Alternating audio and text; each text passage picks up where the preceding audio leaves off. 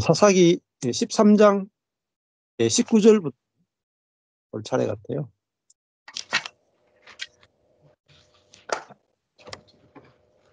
네, 사사기 13장 19절.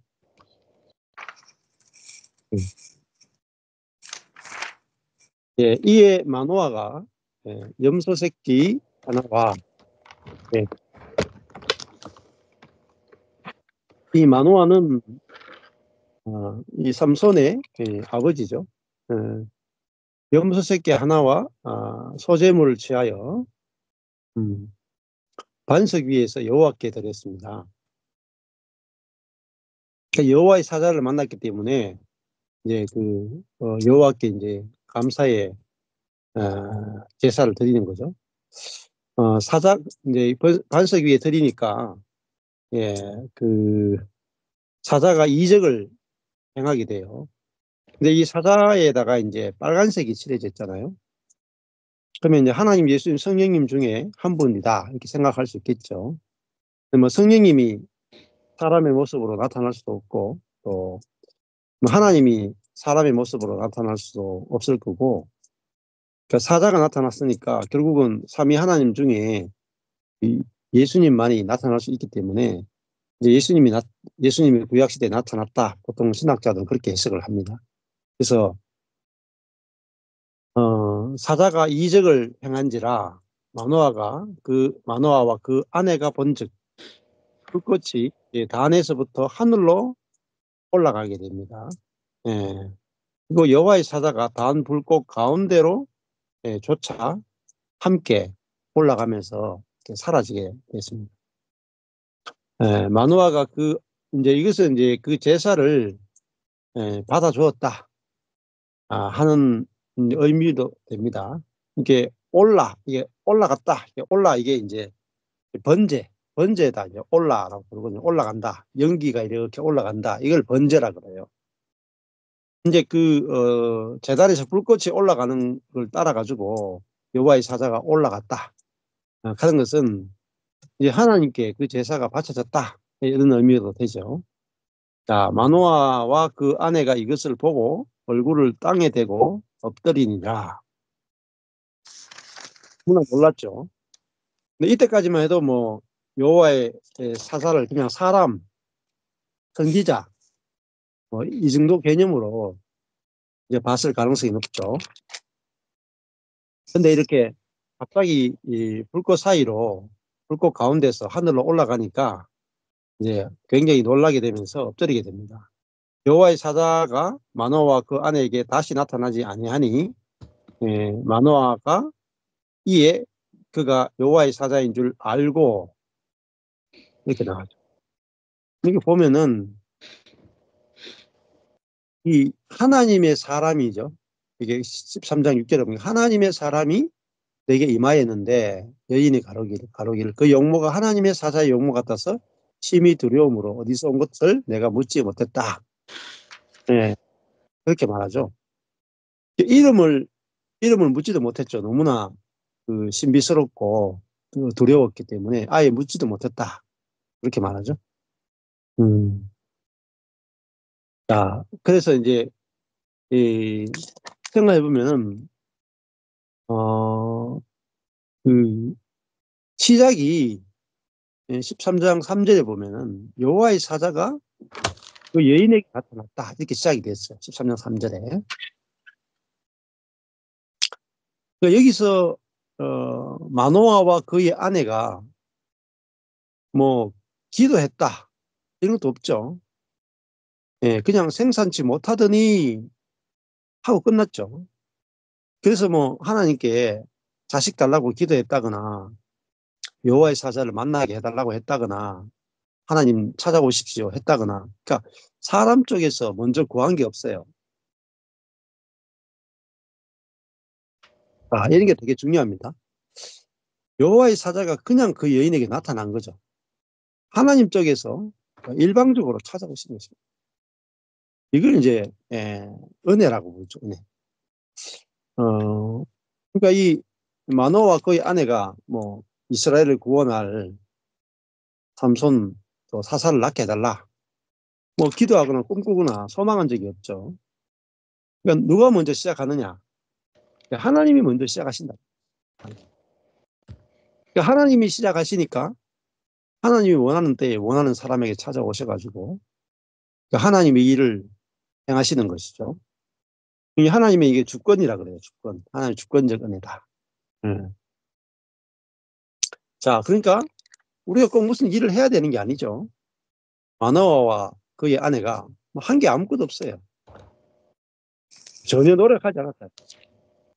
전혀 노력하지 않았는데 하나님의 일방적 은혜로 찾아오죠. 마노아와 그의 아내에게 찾아와서 예, 사사 삼손을 낳게 될 것이다 하고 그 아들을 사사로 길러 것이고 나실인으로 길러라.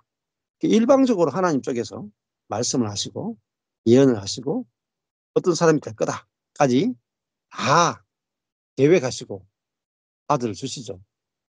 여기는 사람이 어떤 개입할 게 없어요. 하나님 쪽에서 다 일방적으로 찾아오시고 계획하시고 말씀하시고 이루시고 전부 다 하나님 하시는 거지 사람 쪽에서 출발하는 게 없다는 것을 아는 게 되게 중요합니다. 그러니까 우리 인생도 야, 뭐 우리도 전부 다 내가 사람으로 태어나게 해주십시오. 기도해서 태어난 사람이 없잖아요. 그죠? 하나님이 다 창조해서 우리 이 땅에 보내시고 또 우리를 찾아오셔서 예수 그리스도를 알게 하시고 또 믿게 하시고 하나님 쪽에서 하신 일을 보는 것이 되게 중요합니다. 그렇게 할 때 무슨 일이든지 가능해지는 거죠. 사람 쪽에 이제 사람이 하나님께 이렇게 해야 된다. 그래야 하나님 쪽에서 이렇게 하신다. 이게 이제 인본주의고 율법주의잖아요. 그러면은 이 인본주의와 율법주의는 항상 이제 그 제한이 있습니다. 제한이 있어. 내가 이만큼밖에 못했는데 하나님께서 큰 일을 하시겠는가? 항상 그렇게 해서 믿음이 없어요. 근데 하나님의 주권을 믿고 하나님이 먼저 시작하시는 것을 우리가 알게 되면은 우리에게 자동적으로 생겨나는 게 믿음이에요. 그렇잖아요. 마노아와 그의 아내가 아무것도 한 게 없죠. 그런데 사사를 낳죠. 삼손을 낳잖아요. 그러니까 삼손을 낳는 게 어려운 게 일도 없죠. 그렇잖아요.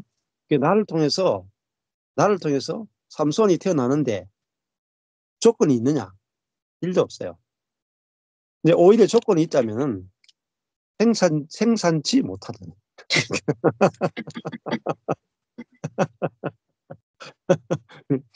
이게 조건이 안 좋을수록 삼손이 태어나는 거예요. 야, 이걸 은혜라 그래요. 근데 우리는 나는 반대로 생각해요. 내가 삼손을 낳을 만한 조건이 되는가? 내게서 그리스도가 태어날 만한 조건이 되는가? 내가 죽고 그리스도가 사는 그 세계를 경험할 만한 조건이 되는가? 항상 뭘 살피냐면 나의 형편과 경건과 조건을 살펴요. 그걸 기초로 해서 하나님이 내게 베풀어 주실 은혜를 계산하는. 그걸 율법주의라고 부르고 인본주의라고. 거기서는 진정한 은혜를 전혀 발견할 수가 없죠. 자, 그러니까 이 삼손을 낳는다 하는 게 뭡니까? 그리고 신약으로 치면 그리스도를 잉태해서 그리스도를 낳는 거잖아요. 그리스도를. 그러니까 내게서 그리스도의 생명이 들어와서 내게서 그리스도의 생명이 해산되는 그게 이제 그림이라고 볼 수 있겠죠. 그러면은 내게서 그리스도가 나오면 한 나라가 구원되는 거죠. 어마어마한 거잖아요. 근데 이게 쉽다는 거죠. 왜? 하나님 쪽에서 일방적으로 하시는 거예요. 그러니까 조건은 잉태치 못하든 생산치 못하든 불임이에요. 불임. 불임은 뭡니까? 내 쪽에서 불가능하다. 불임이라 하는 것은 죽었다는 뜻이에요. 죽었다. 이렇게 마노아의 아내는 여자가 아니문이다. 여자가 아니에요.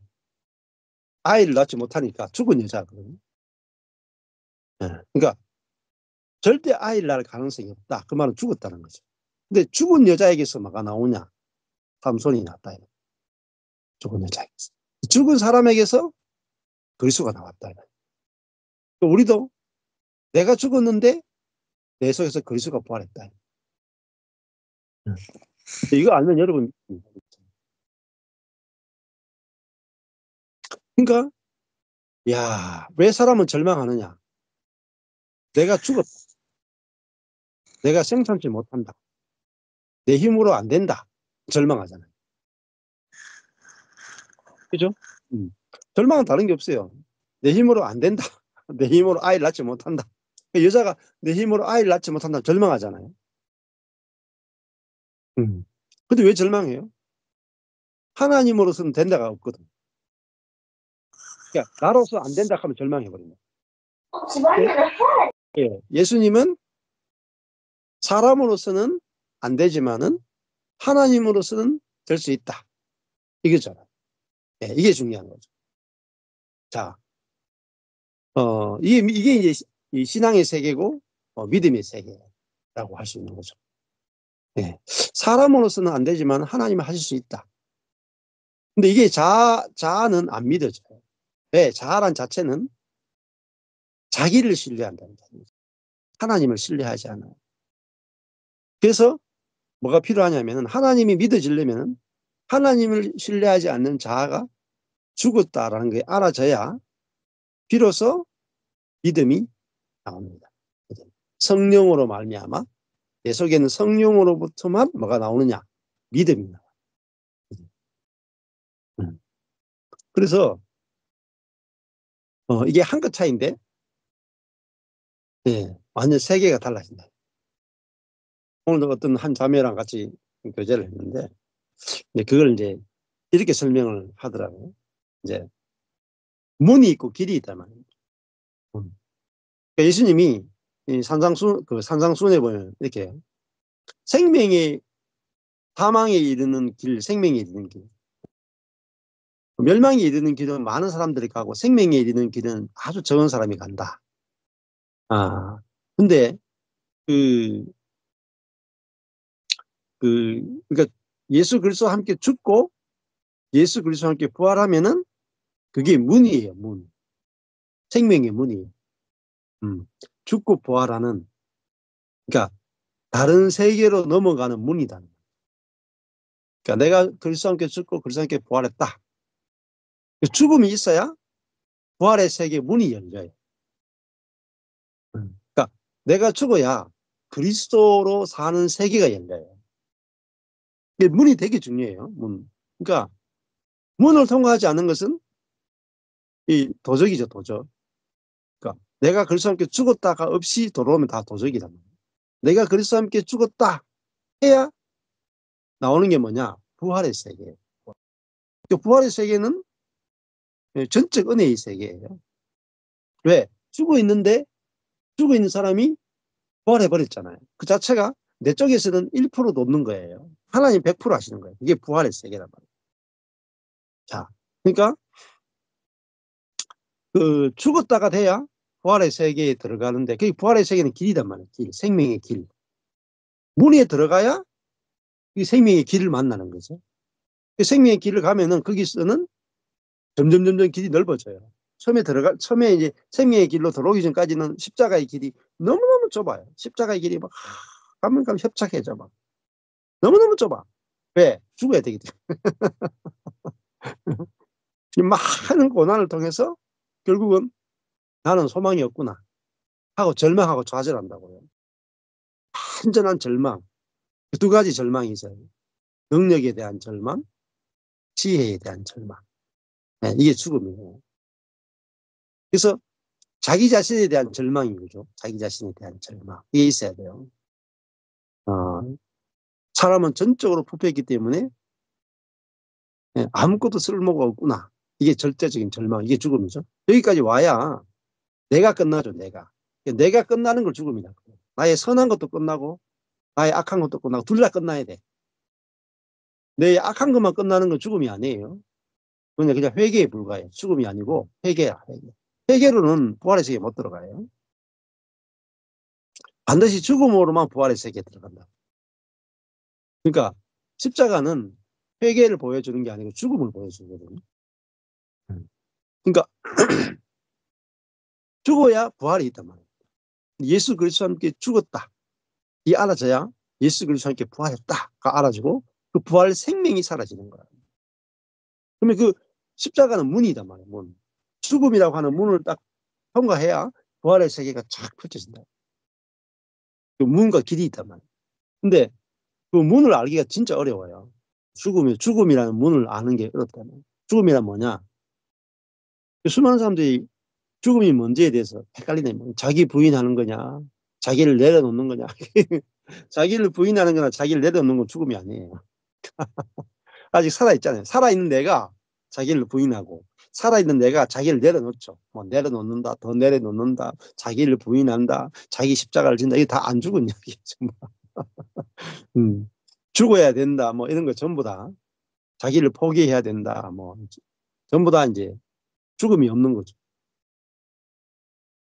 이 죽었다 하는 것은 정말 그리스도 안에서 그리스도와 함께 내 자신이 이미 2000년 전에 십자가에서 죽고 끝났다. 그게 확실하게 성령의 계시로 보여져야 내가 끝났으니까, 내가 죽었으니까 이제 누가 살겠는가? 나는 끝났고 이제는 내 대신 그리스도가 살아주신다. 그게 부활이거든요. 예. 그러니까 부활 안에서는 나를 안 보게 된단 말이에요. 내가 죽었고 그리스도가 살기 때문에 나를 안 보는 세계가 부활의 세계다. 예. 그럼 그 부활의 세계가 갈수록 확 넓어지고 누가 나타나겠어요? 부활의 세계에서는 그리스도가 나타나요. 근데 내가 죽었다가 안 되면은 계속 내가 나타나요. 내가 경건한 내가, 선한 내가. 어? 아직까지 죽음이 없으면은 어떤 체험은 있을지 몰라도 여전히 내가 나타나니까 가다가 식어요. 열정이 식어요. 그러니까 왜 이 어떤 체험을 하고도 왜 식느냐? 내가 살면은 식어요. 이렇게 열정이 식어. 근데 내 안에 그리스도가 살면 식을 수가 없어요. 열정이 안 식습니다. 열정이 식는 것은 다 가짜예요. 아직 죽음이 제대로 경험 안 돼. 네. 산 사람은 열정이 식어요. 에너지가 제한되기 때문에. 근데 죽은 사람은 에너지가 제한 안 당해요. 그리스도가 살면은 생수가 배에서 계속 흘러 넘치죠. 수가성 우물가 여인의 배에서 생수가 쏟아났다는 말은 이거는 식지 않는다는 거예요. 갈수록 더 넘친다는 거예요. 이게 부활의 세계. 네. 천연적인 자아의 세계는 하다가 식어요. 뭐든지. 해보세요. 기도도 하다가 식어요. 충성도 식어요. 열정도 식어요.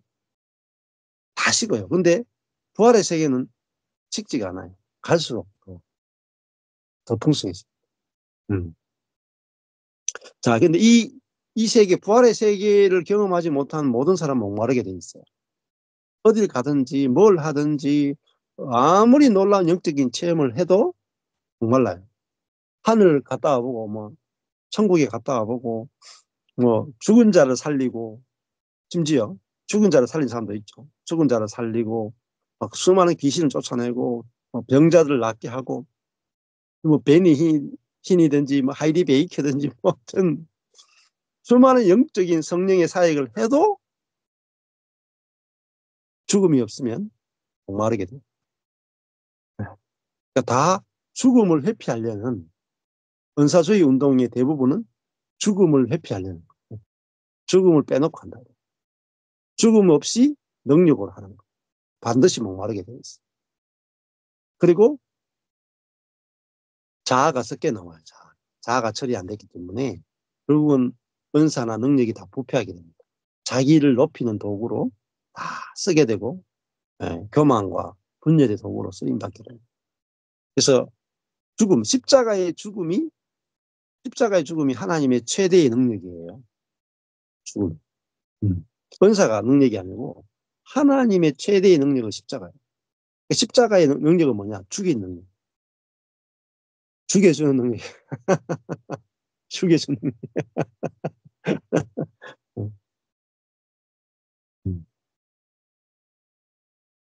자, 그러니까 십자가는 나를 죽인 능력이죠. 나를 죽인 능력. 그러니까 나를 죽였으니까 이제 뭐가 안 나오겠어요? 내가 나오지 않는 능력. 이게 진짜 능력. 내가 나오지 않는 거. 인생은 왜 괴롭습니까? 내가 나오니까 괴로워. 내가 나오니까. 그렇죠? 딴 거 때문에 괴로운 게 아니에요. 내 성질이 나오고, 내 화가 나오고, 내 오름이 나오고, 그죠? 나의 어떤 것들이 나와서 문제를 일으킨다. 어떤 사람이 내한테 어떤 심각한 공격을 하거나, 상처를 주거나, 괴롭히거나, 뭐, 가족들 가운데도 정말 내 속에 미움과 분노를 폭발시키는 사람들이, 그냥 환경이 있죠. 환경은 나를 절망케 하고, 근심케 한다면, 사람은 열받게 하고, 화나게 하죠. 근데 그 환경을 만났을 때 근심하는 거나, 사람을 만났을 때 미움이 폭발하는, 이게 나오니까 내 인생이 괴롭잖아요. 그러니까 내가 나오니까 괴롭잖아요. 인생은 나 때문에 괴로워요. 뭐, 딴 것 때문에 괴로운 게 없어요. 결국은 나 자신 때문에 괴로운 거죠. 근데 하나님의 불이 오면, 하나님의 불, 우리 오늘 불이 하늘 올라갔다 가는데, 하나님의 불, 이 십자가의 심판이거든요. 하나님의 심판은 환경을 보고 염려하는 나, 어, 관계에서 판단, 정죄, 분노하는 나, 상처에 매여 있는 나, 예. 나 자신에 대해서 정죄하는 나. 이걸 끝내준다, 이 말. 십자가는 끝내주는 놈이야, 끝내주는 놈. 야, 이 끝내주는 능력을 맛보셔야 돼. 뭐, 다른 거는 뭐 시시해요. 뭐, 기도했는데 응답 받았다. 5만 번 기도 응답 받은 게 다 시시하다니까. 응? 십자가의 능력에 비교할 수 없어요. 뭐, 내 자신이 끝나고 나면은 그때 뭐가 펼쳐지느냐. 천국이 펼쳐집니다. 죽음 이후에 부활의 세계가 천국이에요. 천국. 그러니까 살아서 천국을 사는 거예요, 여러분. 그러니까 살아서. 근데 안 믿어. 안 믿어. 저도 이게 14년 동안 전했는데, 그전에는 죽어서 가는 천국만 전했거든요. 근데 이게 복음을 딱 경험하니까 살아서부터 천국이다. 이 땅에서부터 천국이다. 천국은 이 땅에 임했다. 천국은 연속선상이란 말이에요. 죽어서도 살아서도 천국, 죽어서도 천국, 영원한 천국입니다.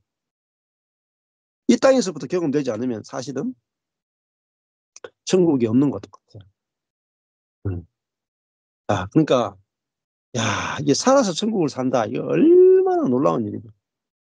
근데 왜 그리스도인들이 천국을 경험 못하느냐, 이 땅에서. 우리 자아가 절대로 안 죽는다고 배웠다. 자아가 죽는다고 가르치는 데가 기독교 안에서도요, 10%도 안 될걸요. 자아의 죽음을 가르치는 데가 10%도 안 돼. 왜? 경험을 못하니까. 근데 가르치는 것도 대부분 다 지식으로 가르쳐. 체험이 없어. 그게 극소수예요. 그러니까 진짜 내가 죽고 그리스도가 사는 걸 경험하는 사람은 기독교인 가운데 1%도 안 될 거예요. 0.1%도 될까만. 0.1%도 안 될걸요. 근데 이 복음 0.1%도 안 되는 기독교인들 가운데 경험하는 이 땅에서 내 존재적인 천국을 이루고 내 존재와 교회의 천국을 통해서 복음을 증거하는 이 복음이야말로 온 땅을 복음화시킬 수 있어요. 이 복음이 아니고는 절대 사단을 끝내지 못해요. 네. 예. 십자가와 부활이 아니고는 사단을 이길 수 없다, 이 말. 예수님의 방법이 아니고는 사단을 정복할 수 없어요. 예. 그래서 내 자신이 그리스도와 함께 죽었음이 믿어지면은 이미 사단에 대해서 승리한 거라고. 예. 나머지는요, 그냥 밟으면서 정복해 나가는 거예요. 여리고성 보죠, 여리고성. 일곱 바퀴 돌고, 외치니까 여리고성이 안으로 다 무너졌죠? 사단을 이긴 거예요. 그 다음 뭐 해요? 안에 밟고, 그 다음 전리품 챙기러 간다. 그러니까 내가 그리스도와 함께 죽고, 그리스도와 함께 부활한 사람은 내가 죽었고 이제 내가 부활의 생명으로 살기 때문에 사단이 건드릴 수 없다. 네. 왜? 부패하지 않은 생명이거든요. 네. 사단이 침투할 수 없는 생명이에요. 네. 그래서 우리 존재만으로 사단을 이긴단 말이에요. 존재만. 우리 존재가 사단을 이겨. 놀라운 거예요, 정말. 자, 그러니까 이 복음을 전하게 하겠어요? 사단이? 속이네. 감춘다. 절대 못 전하게. 그래서 이 복음을 전했던 사람들 대부분이 이단으로 몰려가지고 죽었어요. 네. 멋진 만리도 죽었죠. 잔느 기용도 이단으로 몰렸죠. 마이클 몰리어스도 이단으로 몰려 죽었죠. 네. 십자가 복음 전하선 대부분이 네, 그렇게 됐는데 나중에 18세기 넘어가면은 이런 이 복음을 전한 사람이 그 다음부터 뭐 순교 당한 건 없었지만은 처음에 이 복음이 막 발견되고 할 때는 막 너무 영향력이 커져서 죽였어요. 그러니까 한 사람이 한 나라를 뒤집어 버립니다. 영향력이 너무 커지니까 이단으로 몰아주겠다는. 그래서 우리도 저도 뭐 이 복음을 전하는데 너무 영향력이 커지면 어떻게 될지 몰라요. 왜냐면은 너무나 파격적이거든요. 그러니까 예수 그리스도 한 분으로 우리 안에 내주하신 그리스도 한 분으로 모든 게 다 되거든요. 그러면 다른 게 다 무너져야 돼요. 그러니까 다른 것을 가지고 하는 사람들이 자기 것이 무시당한다는 거예요. 무시당하니까 화를 내요. 화를 내고 공격하게 됩니다. 예수님이 유대교를 무너뜨렸잖아요. 유대교 사람들이 누가 예수를 죽였는가? 유대인들이 죽인 거예요. 율법주의자들이. 네? 그리고 로마인들은 그냥 들러리 있을 뿐이에요. 누가 죽였느냐? 네? 율법주의자들이 예수님을 못 박아 죽였다. 그게 십자가의 도예요. 그러면은 예수님을 하나님을 너무나 잘 믿는 유대인들이 예수를 십자가 못 박아 죽였는데 그 이후에 사도행전부터 보면요. 바울을 핍박한 사람들이 누구냐는 거죠. 바울을 핍박한 사람은 로마 사람들이 아니에요. 유대인들입니다. 하나님을 철저히 잘 믿는 율법주의자인 유대인들이 바울을 따라다니면서 핍박하면서 죽였어요. 그러니까 바울 서신에 나오는 모든 거짓 사도, 거짓 선지자, 거짓 선생, 그리고 그 사단에 속한 무리들은 전부 다 율법주의자예요. 네. 이단은 딱 하나밖에 없어요. 율법주의. 다 그거를 목표로 해서 사도 바울이 교회 안에 그 율법주의에 대해서 계속 경계합니다. 계속 경계. 이 개점 성경 가지고 예를 보시면은 이게 환하게 드러납니다. 자, 그래서 마이클 몰리너스에 있는 사람도요. 너무나 많은 사람 찾아오는 너무나 많은 사람. 너무나 많은 사람들 편지를 보내고 자기 영적 문제를 상담을 해요. 수많은 편지를 보냈는데 너무 영향이 커지니까 그 스페인의 그 쪽에 선주교잖아요. 마이클 몰리너스를 이단으로 해가지고 모든 편지를 다 소각시켜. 책 한 권 딱 남기고 죽여버렸어요. 자, 그러니까 우리 속에서 다른 말로 하면요. 우리 속에서 내가 죽고 그리스도가 살면 막대한 영향력을 끼쳐요. 여러분. 네, 왜냐하면 진짜 그리스도가 살기 때문에. 여러분 한 사람이 내가 죽고 그리스도가 산다가 믿어지고 체험되면요. 여러분 가만히 있어도 일하지 않고 가만히 노력하지 않고 가만히 있어요. 여러분 주변이 다 바뀌어요. 왜? 그리스도가 살기 때문에. 그러니까 이 진짜 복음은 어마무시한 거예요. 왜냐하면 복음 자체는 하나님의 지혜고 하나님의 능력이기 때문에.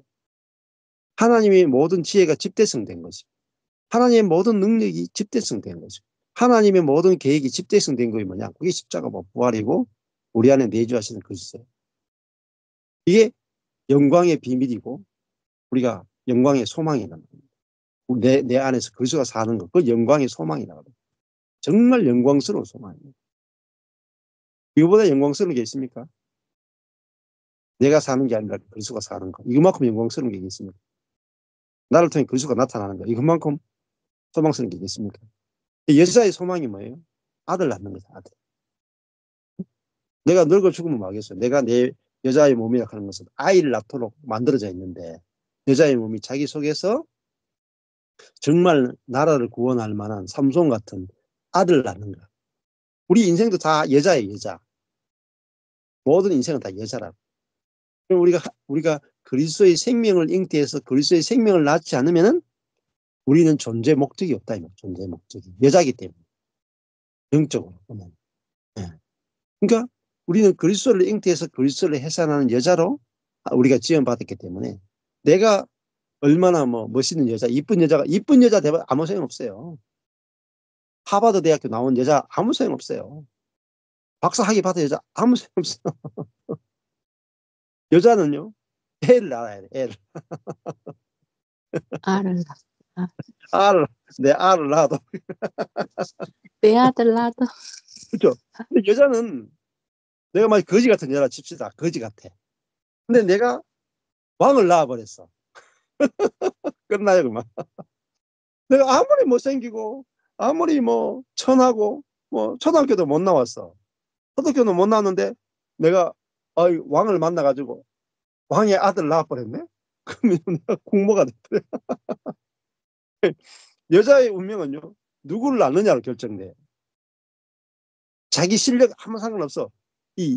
누구를 낳느냐. 지금 여기 보면은, 그, 삼손 엄마의 이름도 없죠.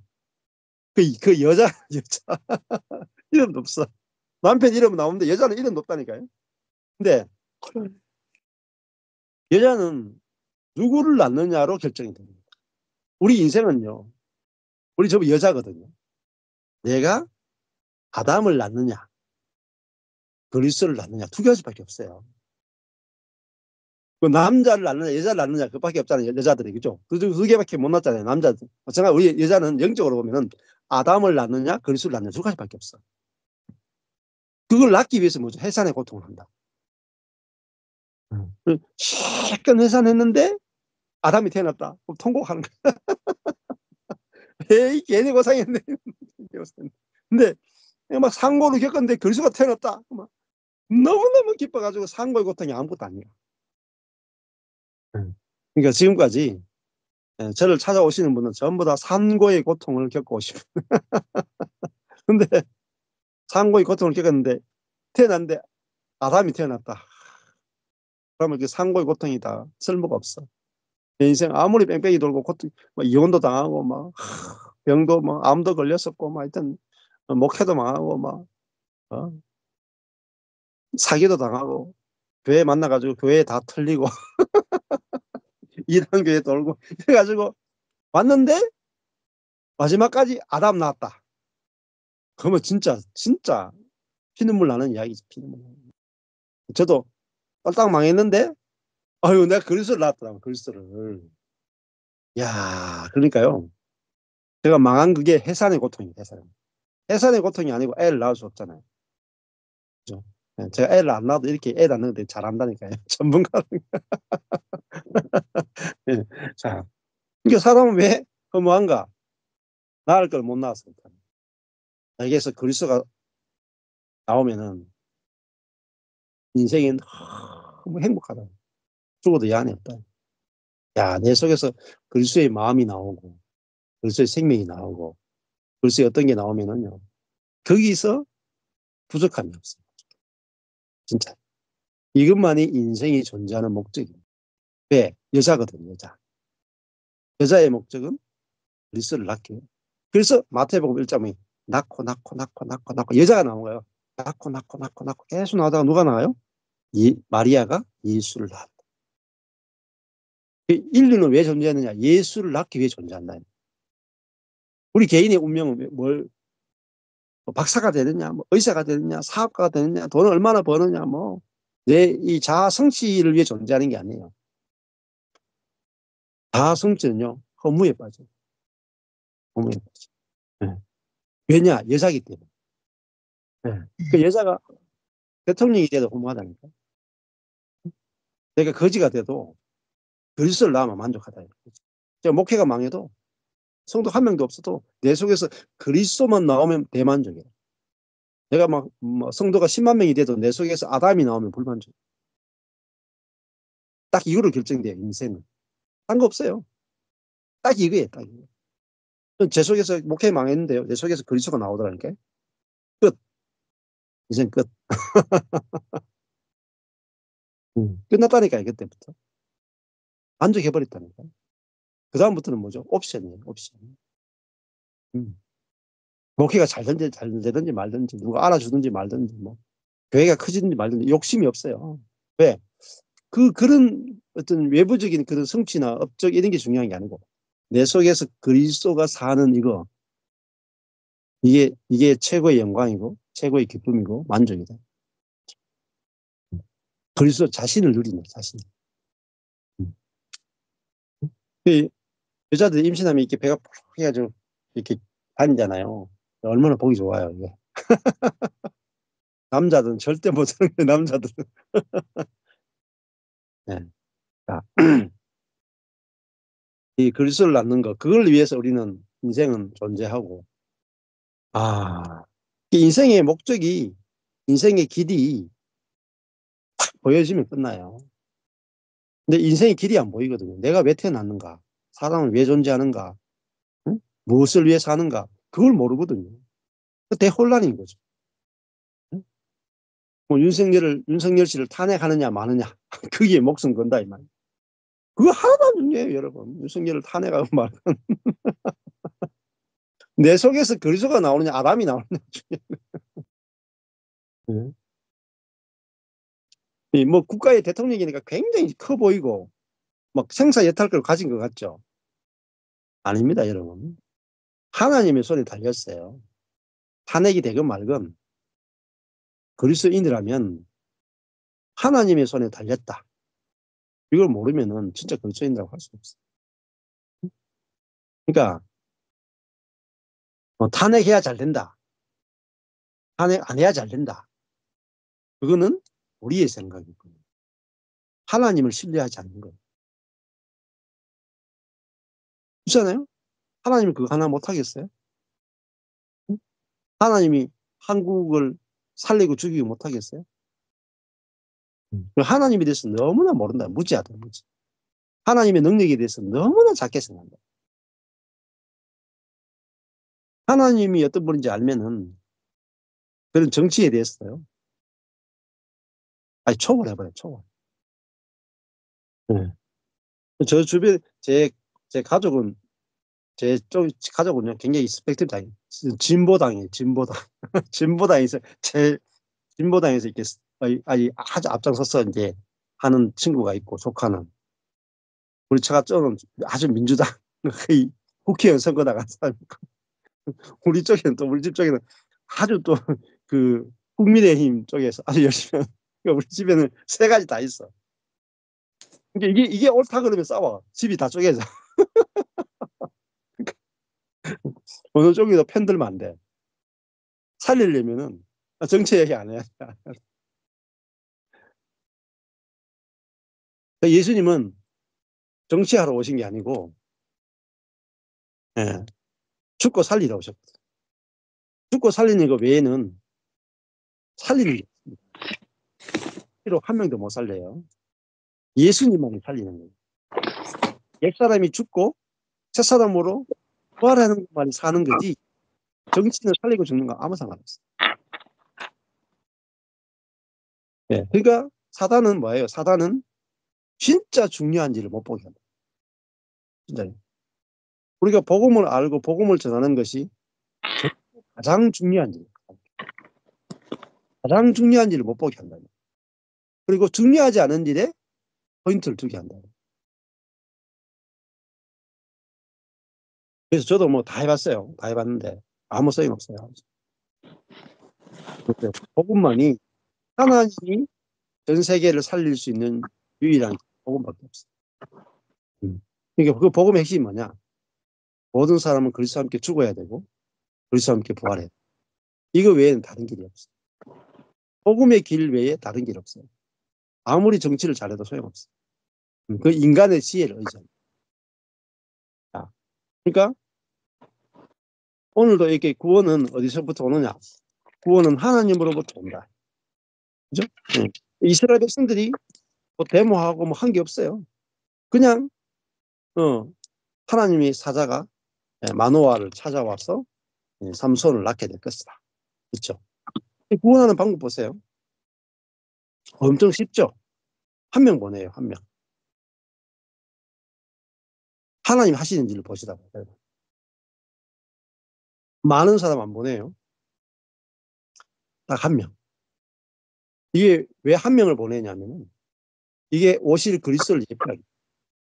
예수 그리스도 한 분을 통해서 전 인류가 구원을 얻을 것에 대해서 보여주는 예표라고. 삼손 한 명을 통해서 이스라엘이 구원받는. 그것은 바로 그리스도 한 분을 통해서 전 인류가 아담으로 태어났던 모든 아담의 세계가 끝나고 그리스도의 세계로 넘어갈 것에 대해서 보여주는 예표잖아요. 그러니까 예수 그리스도는 어떤 분이냐? 이전에 존재하지 않았던 새로운 피조물.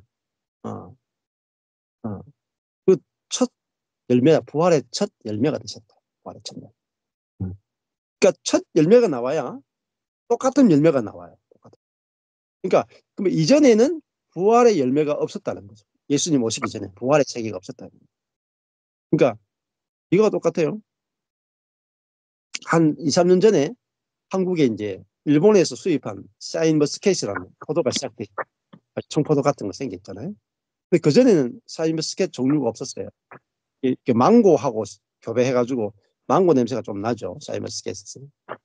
근데 샤인머스켓 하나가 딱 들어오고 나서는 전국에 순식간에 퍼졌어요. 너무나 먹기 좋고 또 신선해가지고 막 전국에 순식간에 퍼졌는데 처음에 들어온 해에 저희 동네에 이제 샤인머스켓을 시작한 농가가 있었어요. 포도밭이 있었는데 첫 샤인머스켓 시작하는 첫 해예요. 돈을 얼마나 많이 버는지. 응? 한 송이에 2만 원, 3만 원. 세 송이 하면 6, 7만 원. 서너 송이, 한 네 송이 하면 10만 원. 근데요, 막, 날개도 진 듯이 막 팔리는 거. 한 해 농사로 그냥 끝내주대요, 야. 농사 대지가 그만큼 돈을 많이 버는 거. 근데 계속 나오더라고요, 사장님. 근데 2년, 3년 되니까 하도 많이 이게 퍼져가지고, 그다음부터 똥값이. 처음 시작한 사람인데 떼돈 버는 거죠. 자, 예수님은 어떤 분이냐면은, 예수님에 대해서 정확하게 아셔야 돼요. 예수님은 성령이 내주해서 사신 첫사람이에요. 네. 성령이 속에 들어와서 사신 첫사람이에요. 네. 그러고 나서 예수님이 죽고 부활하고 승천하신 다음에 오순절 성령이 사람 속에 들어오게 돼. 예수님이 내주하시는 성령으로 사신 분이었다면 왜? 우리도 내주하시는 성령으로 사는 존재로 새롭게 창조하기 위해서 자신이 먼저 그 길을 가신 거예요. 그러니까 그리스도인들이 뭘 모르느냐? 복음을 몰라요. 복음을 안다고 생각하지만 다 안다고 생각하죠. 실제로 물어보면 모른다. 복음을 정확하게 아는 것이 쉬운 일이 아니다니까요. 성령께서 열어주셔야만 복음을 정확하게 알았어요. 예. 자, 그러니까 예수님은 인류 가운데 처음으로 성령이 내주해서 성령의 표현체로 사셨다. 그러니까 어때요? 사단을 이기죠. 예수님이 처음으로 사단을 이긴 유일한 분이 예수 그리스도라. 그래서 40년 그 광야에서 시험하시고 사단을 이기셨죠. 그리고 나서 사단의 모든 나라를 다 터신단 말입니다. 정복하신단 말입니다. 그래서 예수님의 제자들도 언제부터 사단의 나라를 정복하느냐? 오순절 성령이 임한 이후부터 사단의 나라를 정복했습니다. 그러니까 내주하시는 성령으로 사는 그때부터 비로소 교회가 만들어지고 그 교회는 뭐냐? 내주하시는 성령에 의해서 탄생된 것이 교회예요. 너무너무 중요한 교회에 대한 정의입니다. 그러면은 성령이 내주하신 성령이 표현되어지는 사람, 그것이 뭐야? 교회가 됩니다. 사단을 이기는 교회가 되는 거죠. 자, 이게 너무너무 중요합니다. 자, 그러니까 그렇지 않으면은 계속 사단에게 져요. 그래서 구약 시대에 이제 삼손은 성령이 외주하시는 사람. 그러니까 구약의 시대에 성령이 임한 사람들이 거의 없죠. 다 육으로 살았단 말이에요. 그런데 삼손은 특별히 성령이 임재해서 성령의 능력과 지혜가 나타난 사람이에요. 근데 그건 잠시 있다가 떠나가는 거예요. 그래서 삼손이 나중에 타락하죠. 타락해서 결국은 이제 힘을 다 잃어버리잖아요. 그러다가 마지막에 이제 다시 살아났다가 이렇게 죽게 되는데, 그러니까 이 한 사람이 성령이 역사했을 때 한 사람을 통해서 어떤 일이 벌어지는지를 보여준단 말이에요. 한 사람에게 성령이 자연인에게 성령이 임했을 때 어떤 일이 벌어지는가. 이 보여주는 게 사사기예요. 구약이에요. 그러니까 다윗에게 사무엘이 찾아가서 다윗에게 기름을 붓자 다윗에게 성령의 기름 부음에 의해서 골리앗을 이기고 고난을 이기고 미움을 이기고. 그러니까 그 다윗의 성품이 좋았기 때문에 그런 게 아니에요. 성령의 기름 부음이 다윗으로 하여금 그 삶을 살게 만드셨다 이 말입니다. 그러니까 이 성령의 역할을 어떻게 아느냐, 얼마나 깊이 아느냐에 따라서 그리스도의 삶이 해석이 됩니다. 해석이 됩니다. 그러니까 구약 때 성령이 한 사람에게 외적으로만 역사해도 어마어마한 능력과 어마어마한 지혜와 이런 게 나타났잖아요. 그러면은 신약의 성도에게 성령이 안에 들어와 버렸다는 내 속에 아예 들어와서 영원히 떠나지 않고 내 안에 완전히 내주해가지고 내 영과 하나 돼버렸다. 그 말은 우리가 성령의 표현체가 됐다. 구약시대와 비교할 수 없는 성령으로 사는 존재, 성령과 연합된 존재, 성령의 표현체가 됐다. 자, 그러니까 여기서 뭐 내가 기도를 많이 해야지 성령이 나타난다. 방언을 몇 시간 해야 된다. 이게 다 애들 장난이에요. 장난. 그렇게 되는 게 아니다. 자, 그래서 지금 이런 사사기를 통해서 우리가 신약 시대까지 성경 전체가 다 열려야 돼. 그래야 지금 성경이 우리에게 무엇을 이야기해 주기 위해서 지금 구약 시대는 예수 그리스도에 대해서 그림자잖아요. 그림자. 예수 그리스도를 보여주는 그림자. 예수님이 엠마오로 가는 두 제자에게 구약 성경을 가지고 설명해 줄 때 나 자신에 대한 이야기다. 예언이다. 라고 구약 성경을 풀어줄 때 그들의 마음이 뜨거웠잖아요. 그래서 구약 성경을 볼 때는 이걸 예수 그리스도를 설명해 주는 그림으로 볼 수 있어야 돼요. 그래야 확 열려져요. 열려지고 그것이 나의 이야기로 다가오게 되는 거죠. 자, 그래서 오늘 이 말씀 속에서 그 하나님 쪽에서 일방적으로 찾아오시고 일방적으로 삼손을 주시고 일방적으로 양육의 방법을 가르쳐 주시고 그리고 그를 결국은 사사로 만드시잖아요. 너무너무 쉬운 세계가 아닙니까? 이 사람이 뭐 할 거 별로 없어요. 말씀하신 대로 그냥 키우면 되는 거죠. 그럼 나중에 성령에 의해서 삼손이 그 나라를 구원하게 되잖아요. 마찬가지죠. 저희들요 말씀대로 우리에게 이루어지면 되죠. 그래서 마리아가 천사가 와서 이야기했을 때 마리아가 이렇게 말하잖아요. 말씀대로 내게 이루어지이다. 그리스도의 그것만 하면 돼요. 말씀대로 복음대로 내게 이루어지기 원합니다. 그것만 하면은 그러니까 받아들이는 걸 믿음이다. 믿음. 받아들이기만 하면 됩니다. 자, 21절에 여호와의 사자가 마노아와 그 아내에게 다시 나타나지 않았습니다. 마노아가 이에 그가 여호와의 사자인지 알게 된 거죠.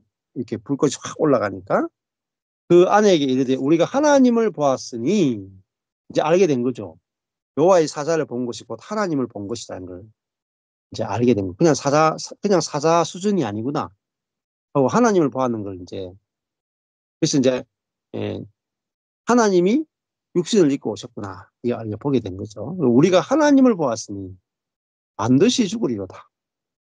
그 남편이 그, 그 남자가 좀 하나님을 아는 부분이 좀 약한 것 같아요. 여자가 이렇게 뭐 우리 모임도 보면 여자분들이 훨씬 많아요. 남자들은 전부 다 어디 가는지 몰라. 예. 그러니까 이 마노아는 우리가 하나님을 보았으니 반드시 죽으리로다. 하나님을 굉장히 두려운 분으로만 생각하고 있었죠. 하나님과 굉장히 거리가 멀었다는 거예요. 마노아는 심리적 거리가 굉장히 멀었다. 근데 그 아내는 이름도 없어요. 그 아내가 그에게 이르되 여호와께서 우리를 죽이려 하셨다면은 우리 손에서 번제와 소제를 받지 아니하셨을 것이요. 그죠? 번제 소제를 받았다는 말은 하나님과 화목했다는 거잖아요. 네? 그 다음에 그러니까 이 염소 새끼를 바치는 것은 번제였죠. 네, 번제. 자, 그리고 이 모든 일을 보이지 아니하셨을 것이며 이런 말씀도 우리에게 이르지 아니하셨으리다. 여자가 얼마나 논리적인지. 저, 아니 뭐 우리 죽이려면 왜 나타났으며 왜 우리 죽으면 삼손 어떻게 낳겠어요? 그러니까 이 남자가 그냥 두려움에 휩싸여가지고 논리적인 그런 생각 전혀 없고 이 하나님이 얼마나 은혜로운 분이신지 전혀 모르고 두려운 분으로만 알고 있었죠. 근데 이 아내는 너무나 그 하나님의 그 마음을 잘 아는 것 같아요. 어떻게 보면은 안 그렇겠어요? 삼손을 낳을 건 여자 아니겠어요? 그러니까 만만은 지가 안 나니까 뭐 아무 개의치 않고 뭐 우리가 죽겠다 이렇게 하는데 이 여자는 생각해 보니까 내가 삼손 낳아야 되는데 삼손 낳아라 그래 놓고 나 죽이겠냐. 쉽게 생각이 되잖아요. 예. 안 그렇겠어요? 음. 저 뭐 하나님이 사람을 만들 때 뭐 심판하려고 지었겠습니까? 예. 축복하려고 지었고 사랑하니까 지었지 않겠어요? 그래서 이 사람 천연적인 자아는 이렇게 하나님을 오해한다니까요.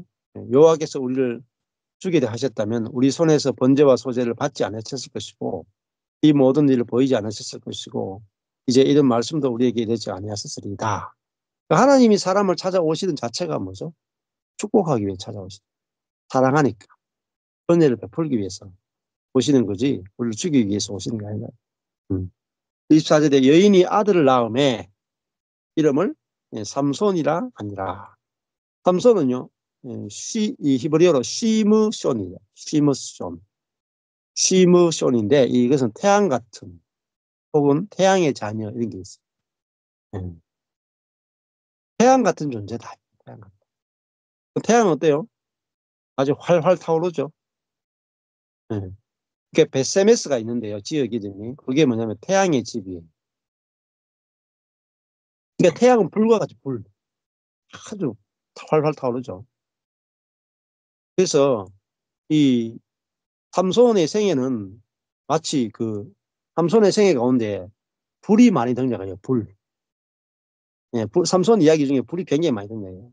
그러니까 삼손이 그 삼손을 묶었던 그 끈이 있잖아요. 불탄 삼처럼 끊어졌다. 이런 표현이 나오고 또 그 수수께끼를 냈는데 사람들이 막 속여서 맞추니까 내가 불로 태워 죽이겠다 이런 말이 나오고 여우 30마리 꽁지에 불 붙여가지고 또 하는 이야기도 나오고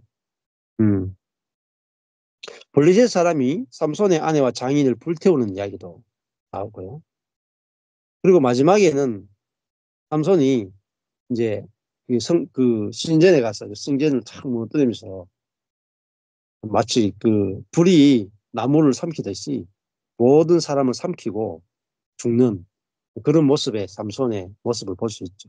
그래서 삼손의 생애는 마치 불과 같은 그런 생애와 같다. 이렇게 해서 이름이 시므션, 삼손이다. 이렇게 되는 거죠. 그 예수님의 생애도 그렇지 않겠습니까? 마지막에 삼손이 신전을 무너뜨리면서 그 안에 있는 사람 다 죽죠. 자기가 죽으면서 다 죽이잖아요. 그것도 결국 예수님에 대한 상징입니다. 예수님이 십자가에서 자신이 죽으면서 모든 사람을 함께 죽이시는 주님의 십자가의 능력을 보여주는 사건이 삼손이 죽는 사건입니다. 마지막에. 예. 그래서 우리가 구약의 사건을 그리스도의 사건으로 연결시켜 보면 되게 풍성하게 우리가 복음이 알아지게 되는 거죠. 아이가 자라매 여호와께서 그에게 복을 주시더니. 보세요. 복 받는 게 쉽습니까? 어렵습니까? 쉽죠? 아무 조건이 없죠. 여호와께서 삼손에게 복을 주셨죠. 이제 복이 뭐냐 하는 거죠. 진짜 복은 25절에 소라와 에스타올 사이 마하네단에서 여호와의 신이 비로소 그에게 감동하시니라. 이게 복이죠. 네. 그러니까 삼손으로 살 때 가장 핵심은 뭐냐? 여호와의 신이 비로소 감동하시다. 여호와의 신이 감동하니까 그때부터 삼손이 사역을 시작했다.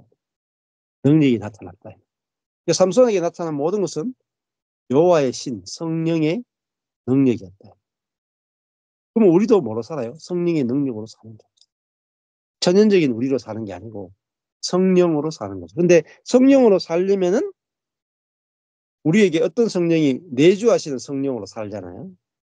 근데 그리스도인들이 내주하시는 성령으로 살지 못하는 것은 내가 죽었다가 아니면은 내주하신 성령을 안 살아서. 아주 중요한 겁니다. 내가 죽었다가 없이 내주하신 성령으로 막 영성으로 기도하고 느끼고 막 안 돼요. 네. 자, 너무 중요합니다. 십자가에서 내 자아가 죽었다 할 때 내 안에서 부활의 성령이 나온단 말입니다.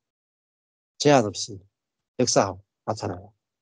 그러니까 십자가 없이 내주하시는 성령이 나타날 수가 없습니다. 그래서 왜 내게서 성령의 역사가 안 나타나느냐? 내가 그리스도와 함께 죽었다가 확실하지 않으면은 성령이 나타나는 게 아니라 내 자아가 나타나. 그래서 자아가 죽었구나 해야만 내 속에 성령이 제한 없이 나타납니다. 자유롭게 나타날 수 있어요. 근데 내가 죽음이 없으면 결국은 이 껍데기거든요. 껍데기. 그 사람.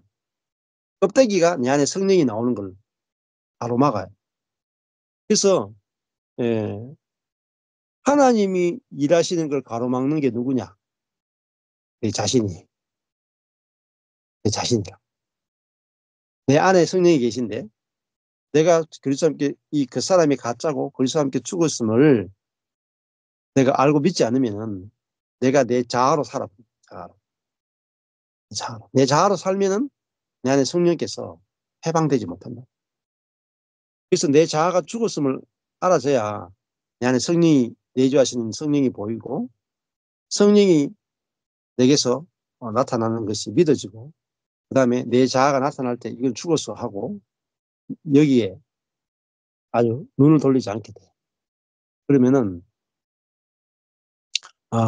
내 안에 그 성령이 사니까 이 파쇄된 나를 통해서 성령이 해방돼서 성령이 자유롭게 일하시게 돼요. 예. 그래서 구약의 성령은 모세가 이렇게 삼손이 안 죽어도 이렇게 임하죠. 안 죽어도 그냥 임하죠. 그러니까 겉에만 성령의 임재가 있는 거죠. 삼손이 죄를 지으면 임재가 떠나는 거예요. 그렇죠? 신약 시대는 안 그래요. 신약 시대는 우리 속에 들어오신 성령께서 내가 그리스도와 함께 죽었기 때문에 불성이 죽었기 때문에 내가 이미 새로운 피조물이 됐어요. 그래서 내 안에까지 들어오는 거예요. 성령이 내 안에까지 들어올 수 있는 거예요. 나와 완전히 연합돼 있어요. 근데 언제 이게 해방되고 경험되냐? 내가 그리스도와 함께 이미 죽었고 내 안에 그리스도가 사신다는 복음이 알아질 때, 그리고 내가 이 내 자아가 나타날 때 이건 가짜구나 할 때 내 속에서 성령이 자유롭게 역사하신다.